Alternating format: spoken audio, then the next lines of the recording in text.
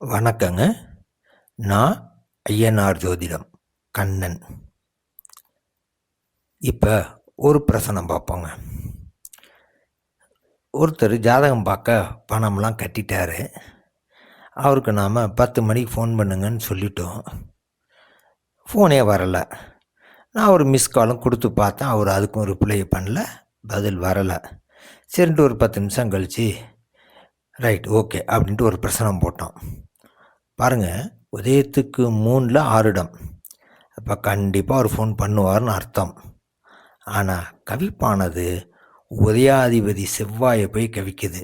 புரியுதுங்களா? உதயம் உதயாதிபதி செவ்வாய் அவரை போய் கவிக்குது. அப்போ இவர் ஃபோன் பண்ணுவார், ஆனால் இப்போ பண்ண மாட்டார். எப்படியும் ஒரு 1.5 நாள் ஆகிடும் அப்படின்னு நான் கணக்கு பண்ணேன். அதே மாதிரி இவர் மறுநாள் சாயந்தரமாக ஜாதகம் பார்க்கலாமா அப்படின்னு மெசேஜ் அனுப்புகிறார்.